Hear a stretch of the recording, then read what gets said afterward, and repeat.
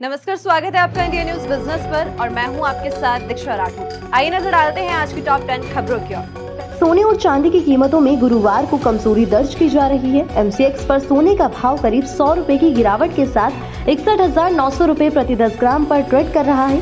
चांदी की कीमत भी 200 रुपए तक फिसल गई है। एमसीएक्स पर 1 किलोग्राम चांदी 71,666 रुपए पर आ गई है। बात करें इंटरनेशनल मार्केट की, तो इंटरनेशनल मार्केट में भी दोनों की कीमतों में गिरावट दर्ज की जा रही है। कॉमेक्स पर सोने का रेट कमजोरी के साथ $2015 प्रति औंस पर फिसल गया है।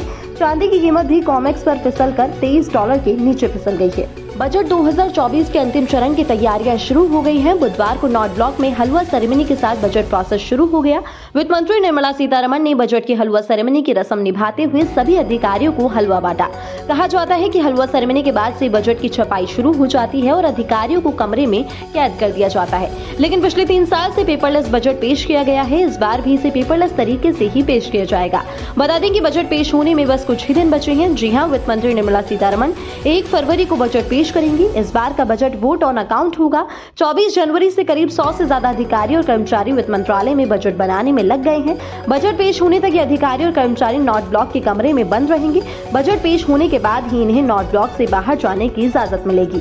बजट बनाने का प्रोसेस बेहद गोपनीय होता है। इस प्रोसेस के काफी जटिल होने के चलते ही हल्का माहौल बनाने के लिए हलवा सेरेमनी का आयोजन होता है। सेक्टर में काम करने वाली कंपनी विप्रो के फाउंडर अजीम प्रेम जी ने अपने दोनों बेटों को लगभग 500 करोड़ के शेयर जो है वो गिफ्ट में दिए। अगर हम नंबर्स के टर्म में इन शेयर्स की बात करें तो अजीम प्रेम जी ने और तारिक प्रेम जी को टोटल 10.2 मिलियन शेयर्स गिफ्ट किए हैं। यानी हर बेटे को लगभग 51,15,090 शेयर जो है वो गिफ्ट किए। ये जो टोटल शेयर्स गिफ्ट किए गए हैं ये कंपनी की टोटल कैपिटल का लगभग 0.02% शेयर है। माइक्रोसॉफ्ट की टोटल वैल्यू जो है वो एप्पल से ज़्यादा हो गई थी। इसके बाद माइक्रोसॉफ्ट जो है वो दुनिया की सबसे वैल्यूएबल कंपनी बन गई थी। बीते दिन बुधवार की अगर हम बात करें तो बुधवार को कंपनी के शेयर्स में 1.3% की ग्रोथ देखी गई। इसके बाद माइक्रोसॉफ्ट की जो टोटल मार्केट वैल्यू है वो 3 माइक्रोसॉफ्ट के शेयर्स की बात करें तो माइक्रोसॉफ्ट के जो शेयर की प्राइस है वो $403.95 है। माइक्रोसॉफ्ट के शेयर्स में जो ये वैल्यू में ग्रोथ देखी गई है उसका कहीं ना कहीं जो कारण है वो AI को माना जा रहा है, यानी कि आर्टिफिशियल इंटेलिजेंस को माना जा रहा है। खबर सामने आती है जो कि ले ऑफ से जुड़ी है, यानी कि छटनी से जुड़ी है। कभी ये जो खबर सामने आती है वो गूगल जैसी कंपनी की तरफ से आती है तो कभी ये जो खबर छटनी की आती है वो अमेजोन जैसी कंपनी से आती है। अब ऐसे में एक जो खबर है वो ईबे जो कि ई-कॉमर्स कंपनी है इससे सामने आ रही है। अगर हम कंपनी की बात करें तो जो खबर सामने आई है वो ये सामने आई है कि ईबे लगभग 1000 एम्प्लॉयज़ की छटनी कर सकती है। इसकी जानकारी खुद कंपनी के CEO जेमी यालोन ने दी और ये जो जानकारी शेयर की गई है वो एक लेटर के थ्रू शेयर की। जी एंटरटेनमेंट और सोनी के मर्जर मामले में एक बड़ी खबर सामने आई है। आपको बता दें कि जी एंटरटेनमेंट और सोनी के खिलाफ मर्जर एग्रीमेंट को लेकर NCLT यानी कि नेशनल कंपनी लॉ ट्रिब्यूनल के पास पहुंच गया है। कंपनी ने NCLT से मर्जर टर्मिनेशन को कैंसिल करने की डिमांड की है। जी ने NCLT से कहा है कि कल्वर मैक्स के पास मर्जर एग्रीमेंट को कैंसिल करने के कोई राइट्स नहीं है। इसके अलावा जी ने सिंगापुर इंटरनेशनल आर्बिट्रेशन सेंटर से भी इस मामले पर अपील की है। गणतंत्र दिवस का मौका है और देशवासियों के मन में देशभक्ति की भावना गोते लगा रही है। तो ऐसे में अगर दर्शकों को कोई बढ़िया पैट्रियोटिक फिल्म देखने को मिल जाए तो फिर और क्या चाहिए।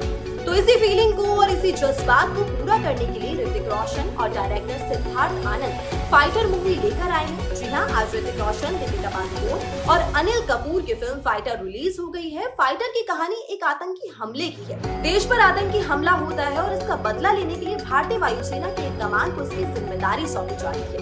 पूरी फिल्म इसी मिशन को लेकर है। इस मिशन से जुड़े हैं ऋतिक रोशन, दीपिका पादुकोण, अनिल कपूर और करण सिंह ग्रोवर।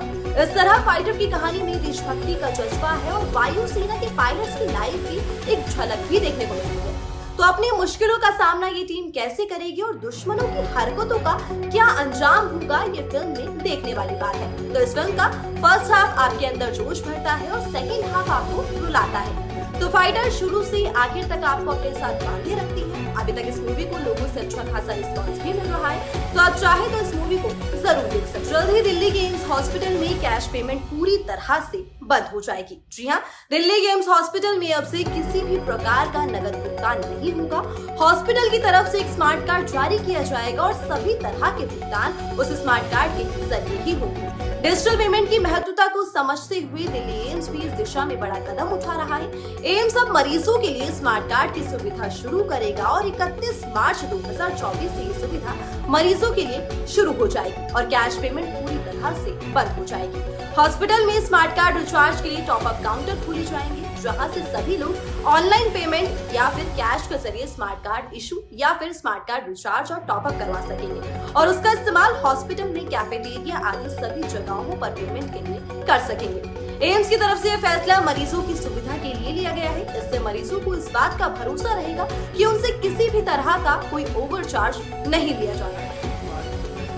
सर्विस लिमिटेड के IPO आ जाएंगे। इन IPO के थ्रू कंपनी मार्केट से लगभग 311 करोड़ रुपए का फंड रेज करेगी। IPO से रिलेटेड प्रकार है कि IPO की जो ओपनिंग डेट रहेगी वो 30 जनवरी रहेगी। IPO की क्लोजिंग डेट जो रहेगी वो 1 फरवरी रहेगी। Share allotment